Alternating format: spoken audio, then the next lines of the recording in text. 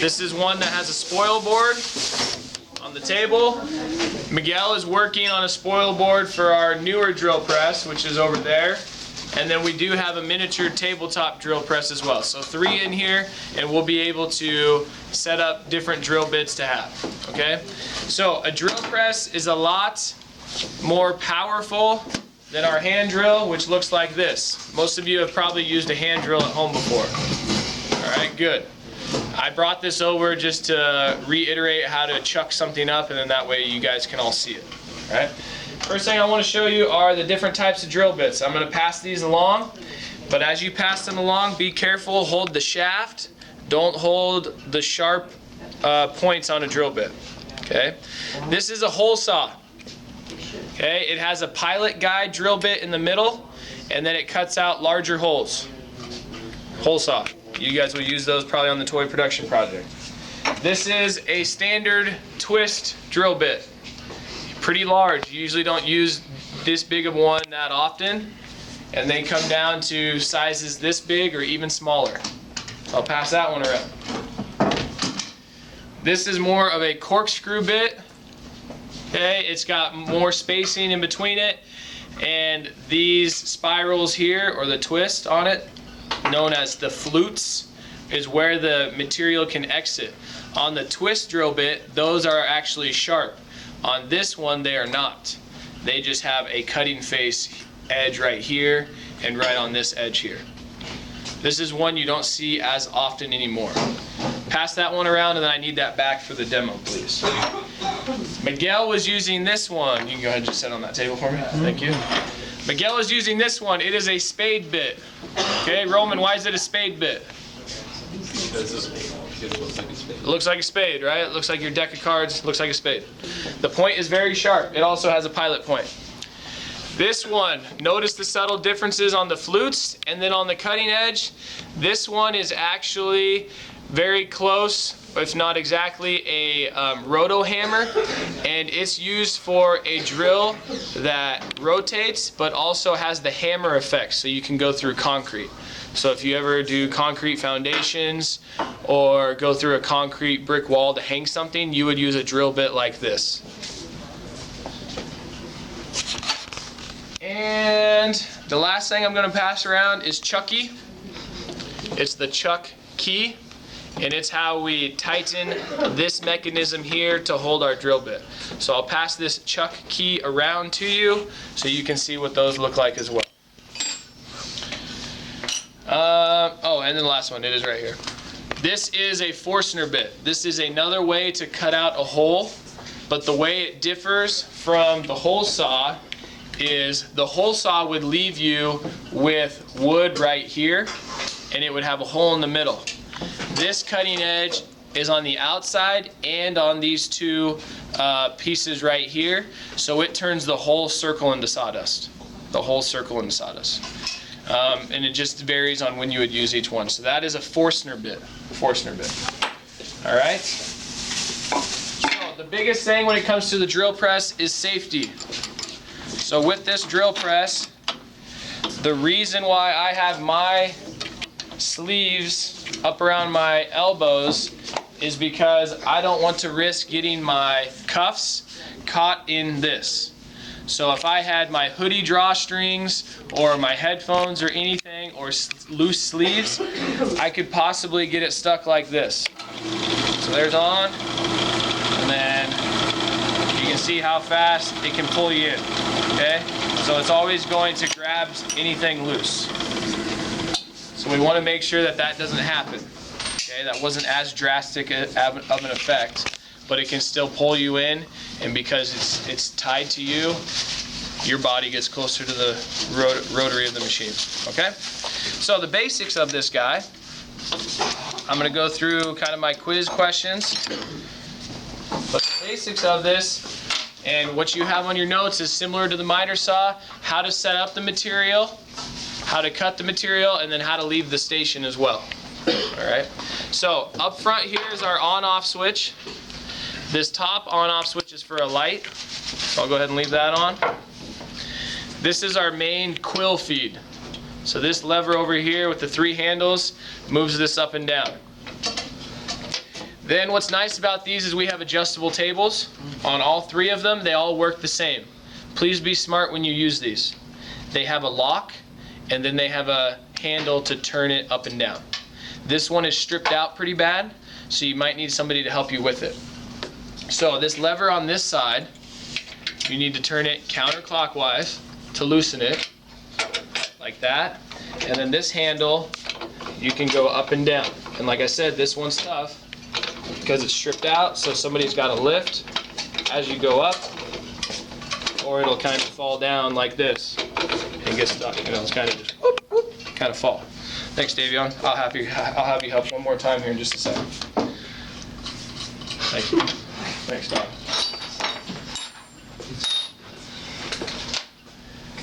We'll do the Forstner bit. So, what you have to keep in mind is the thickness of your stock here, and then when you go to chuck this up here, is your drill bit going to reach down to your material? Because the quill only moves about, looks like 4.5, maybe 6 inches tops. So that's why you have the table adjustment. Okay. So what I like to do is I like to go ahead and chuck up my bit first of all, so I know the length of my bit, and that way I can move my table up closer. Because if I move my table up close, sometimes the bit's too long and you can't get it started in there. All right. So this is our chuck right here, and it is the same as this guy right here. So it's basically a mechanism of 3 little prongs that move in and out that will grab hold of different diameters. Okay? Exact same thing here. If I move it far enough, you will see those come out here. And it can hold something very small or a lot larger. So I can move it by hand. But I have to tighten it around here with the chuck key. So I'm going to do that now, and I put this in here, and then I move it by hand like I was saying.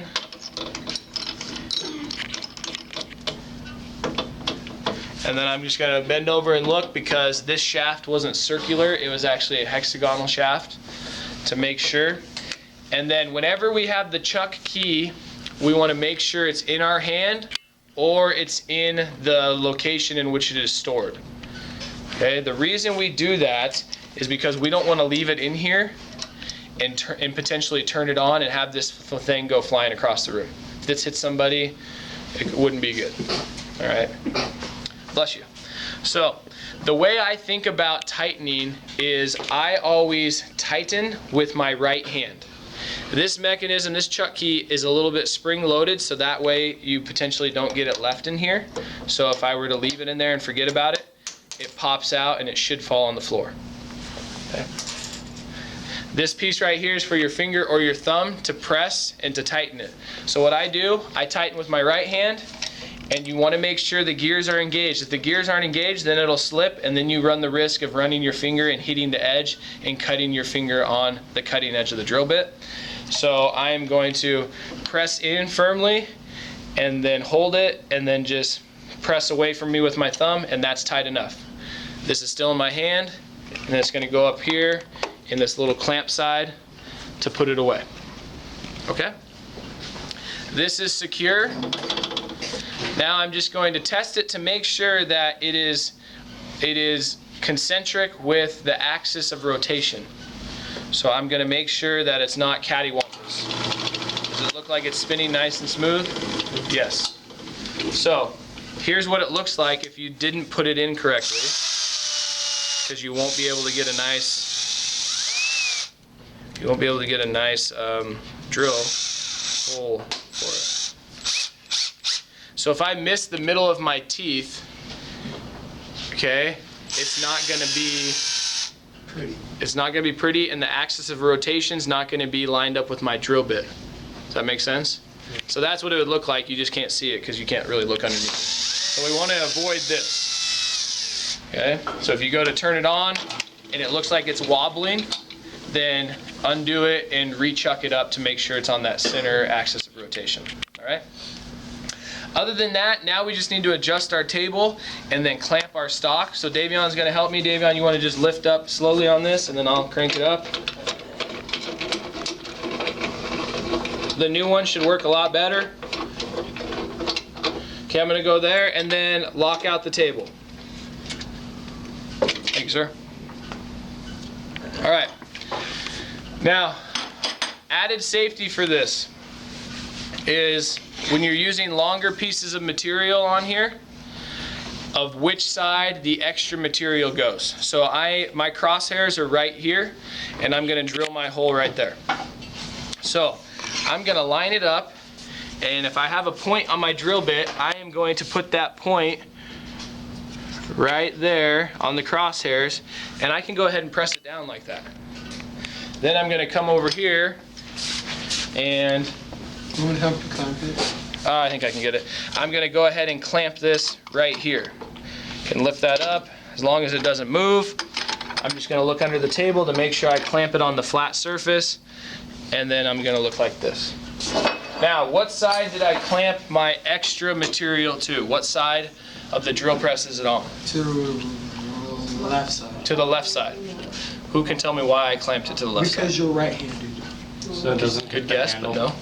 What? So it doesn't hit the handle. So it doesn't hit the handle, that's good, but that's not the major safety of it, but that could potentially happen if my table was high enough. Nolan? Because if it, like, went unclamped, then it could hit you. Yes. Okay. Which way does this guy rotate? Right, clockwise. If you look down on it, it's rotating clockwise. So the force of it is going to move it, and if this slips, or if I was holding it by hand, this material will move this way, clockwise.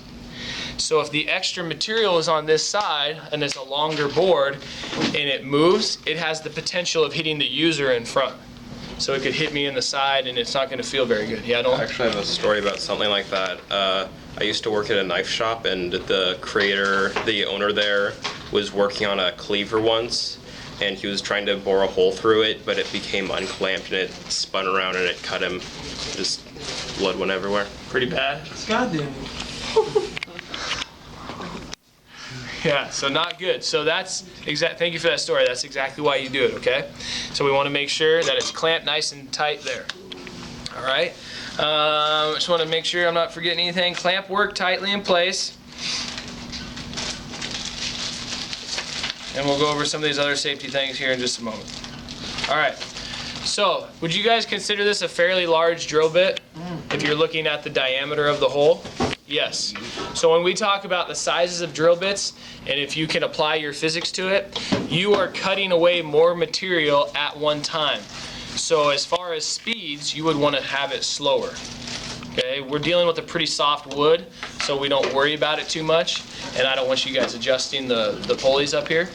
But if you're cutting metal and different things, the rule of thumb is if it's a larger drill bit, you need to have a slower rotation of the machine. All right, I'm going to show you how to properly cut with the Forstner bit, and I want you to pay attention to my feed rate, which is how fast the drill bit goes into the wood. Okay, so I'm in front now, I'm over here, and I'll move off just to the side so you can see it. My chuck key is right here. Safety glasses on, everybody please. I'm going to turn it on, and I'm going to wait until the drill comes to full speed, which you can hear, and then I'm going to slowly bring it down, and I'm going to put it into the wood. Okay, I could also hold it over here if I so choose. So that's a good feed rate right there. All right, I'm letting the tool do the work over time. I'm not forcing the tool at all. All right, it's a nice clean cut, and the wood chips tell you, especially on wood lathes, they tell you if you're being too fast or too slow. All right, here's what you should avoid. Stand back just a little bit, Davion. I shouldn't have a feed rate like this. See what happens? Okay, I went too fast. It put too much torque here, and you guys could probably see that that actually stopped, right? And then I got a squeal up here for my rubber belts. Okay, so now it's probably going to smell even fresher now. Okay, so the feed rate is important. You got to go nice and slow and let it do its job. It might make make a little noise on you. It might make a little smoke. That means the drill bit's starting to get a little dull. I bring it back up and I let the material exit through. Okay, I'm getting really close to the end of it because I can see the different grain of the wood. And then, so what I'm doing is I'm going to do a breakthrough ever so little. I can do a breakthrough because I have this spoil board here. Okay, if it was metal right underneath, I wouldn't want to put a metal drill bit into a metal table. Okay, so you only go all the way through your material if you have it aligned with the hole in the spoil board and your spoil board is wood. Okay, you'll hear it different, and then if your hand is on the quill feed, you would actually feel it as well. Boom, you can hear that, it broke through. I'm just going to go down a little bit just to clean it up ever so little. Wait for it to come to a complete stop until you remove the scraps or anything. I'll go ahead and unclamp it. I'll leave this clamp here, and Davey, I'll go ahead and hold that up so everybody can kind of see. Don't blow it towards Cole's face though. Alright, so not bad. The bottom side, you do get a little bit of blowout and it's a little bit rougher of an edge, but you'll clean that up with sandpaper towards the end of the project. Okay, that's the drill press. I'm not going to go over the common sense questions. Obviously, you would want to avoid drilling nails, paint, gravel, staples, or foreign materials, right? Because that could dull the drill bit. Clamp your work firmly in place. Can we make adjustments to this while the power is on? No, that's always a bad idea. You guys saw an example of dull drill bits or too fast of a feed rate binding and burning the material or stopping the Forstner bit. All right. Loose clothing and eyewear, make sure you remember that stuff. The long end of the stock material, we said, is to the left. The larger the drill bit, do I need to clarify that or say it differently? For the larger the drill bit, the slower the speed should be. And then this one, you should always, this is the question, you should always have your hand on the chuck key when it is inserted into the chuck to help you remember to move the key before turning it on. That would be true. Okay? So always have this, don't move your hand off of it, just to remind you that you need to take it out. And then don't leave it on the table or anything, because chuck keys have different gears at times. So like this gear of this chuck key doesn't work for our little drill press. So we want to keep those separate. Spoil board, never force the material. Safety margin, what's our safety margin for our equipment? 2 inches. 2 inches. And then allow the machine to reach full speed